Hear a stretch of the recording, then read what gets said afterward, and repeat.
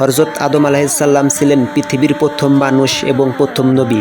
আল্লাহ তাআলা তাকে মাটি দিয়ে সৃষ্টি করেন এবং নিজের পক্ষ থেকে রূহ ফুঁকে দেন। এরপর আল্লাহ তাআলা ফেরেশতাদের আদেশ করেন আদম আলাইহিসসালামকে সম্মান জানিয়ে সিজদা করতে।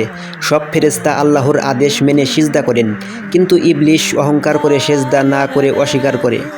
এ কারণে সে আল্লাহর রহমত থেকে বিতাড়িত হয়। পরে আল্লাহ তাআলা আদম আলাইহিসসালাম ও তার স্ত্রী হাওয়া আলাইহিসসালামকে জান্নাতে থাকতে দেন, তবে একটি নির্দিষ্ট গাছের ফল খেতে নিষেধ করেন। ইবলিসের কুমন্ত্রণায় তারা সেই ফল খেয়ে ফেলল। এরপর তারা নিজেদের ভুল বুঝতে পেরে আন্তরিকভাবে আল্লাহর কাছে তওবা করেন।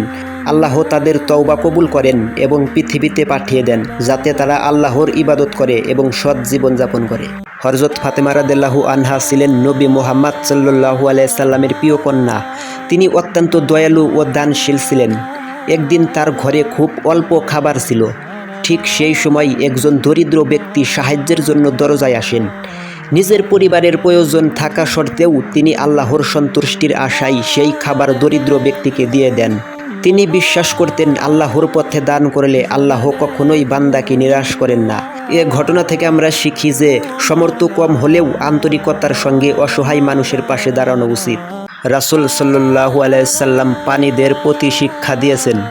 তিনি বলেছেন, একদিন রাস্তা দিয়ে এক ব্যক্তি হেঁটে যাচ্ছিল। সে হঠাৎ দেখতে পেল রাস্তার ভেতরে একটা কুকুর পানির জন্য ছটফট করছে। তখন সেই ব্যক্তি কুকুরটিকে পান ভরে পানি পান করালো। সামান্য এই কারণেই আল্লাহ তাকে মাফ করে দেন। সুবহানাল্লাহ। যে কারণে রাসূল সাল্লাল্লাহু আলাইহি সাল্লাম বলেছেন, তোমরা বেশি বেশি করে প্রাণীদের প্রতি দয়া করো। একদিন ফাতেমা রাদিয়াল্লাহু আনহা এর হাতে জাতা ঘুরাতে ঘুরাতে ফোকসা পড়ে গিয়েছিল। একদিন নবীজি সাল্লাল্লাহু আলাইহি সাল্লামের কাছে কিছু খাদেম আসলো। ফাতেমা রাদিয়াল্লাহু আনহা লজ্জায় কিছু বলতে পারলেন না। আয়েশা রাদিয়াল্লাহু আনহা এর মাধ্যমে খবর পাঠালেন। নবীজি সাল্লাল্লাহু আলাইহি সাল্লাম রাতে ফাতেমা রাদিয়াল্লাহু আনহা এর ঘরে আসলেন। বললেন, খাদেম চাও? ফাতেমা রাদিয়াল্লাহু আনহা বললেন, জি। নবীজি সাল্লাল্লাহু আলাইহি সাল্লাম বললেন, তার চেয়ে উত্তম জিনিস দেই। ঘুমানোর আগে ৩৩ বার সুবহানাল্লাহ, ৩৩ বার আলহামদুলিল্লাহ, ৩৬ বার আল্লাহু আকবার পড়বা। এটা ১০০টি খাদেমের চেয়েও উত্তম। নবীজি সাল্লাল্লাহু আলাইহি সাল্লাম ফাতেমা রাদিয়াল্লাহু আনহাকে খুব ভালোবাসতেন।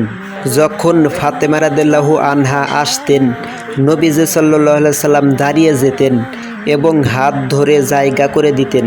বলতেন, ফাতেমা আমার কলিজার টুকরা। বাবা মেয়ের ভালোবাসা অত্যন্ত মধুর ছিল। রাসূল সাল্লাল্লাহু আলাইহি সাল্লাম বলেছেন, প্রকৃত শক্তিশালী ব্যক্তি সে নয় যে কুস্তিতে মানুষকে পরাজিত করতে পারে, বরং প্রকৃত শক্তিশালী ব্যক্তি সে যে রাগের সময় নিজেকে সংযত রাখতে পারে এবং নিজের ক্রোধকে নিয়ন্ত্রণ করতে সক্ষম হয়। এই কাজটি করলে জান্নাতে গাছ লাগানো হবে। রাসূল সাল্লাল্লাহু আলাইহি সাল্লাম বলেছেন, যে ব্যক্তি সুবহানাল্লাহি ওয়া বিহামদিহি বলবে, জান্নাতে তার জন্য একটি খেজুর গাছ লাগানো হবে। সুবহানাল্লাহ।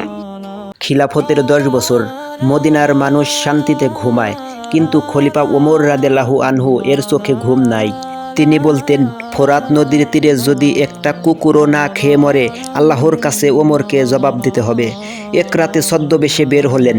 দূরে একটা তাঁবু, ভেতর থেকে বাচ্চাদের কান্না। ওমর রাদিয়াল্লাহু আনহু দরজায় গিয়ে সালাম দিলেন। মহিলা বলল, আমার স্বামী জিহাদে শহীদ হয়ে গেছে, ঘরে খাবার নাই, বাচ্চারা ক্ষুধায় কাঁদছে, তাই পাতিলে পানি ফুটিয়ে ঘুম পাড়ানোর চেষ্টা করছি। তখন ওমর রাদিয়াল্লাহু আনহু কিছু না বলে দৌড়ে বাইতুল মালে গেলেন। নিজের কাঁধে আটা, ঘি, খেজুরের বস্তা তুললেন। সহযোগী বলল, আমি নেই। ওমর রাদিয়াল্লাহু আনহু বললেন, কিয়ামতের দিন আমার বোঝা তুমি নেবে। তখন ওমর রাদিয়াল্লাহু আনহু নিজেই আগুন জ্বালালেন, নিজে রুটি বানালেন, বাচ্চাদের মুখে তুলে দিলেন। বাচ্চারা পেট ভরে ঘুমিয়ে গেল। ওমর রাদিয়াল্লাহু আনহু দূরে বসে কাঁদলেন আর বললেন, আল্লাহ আমাকে মাফ করুন।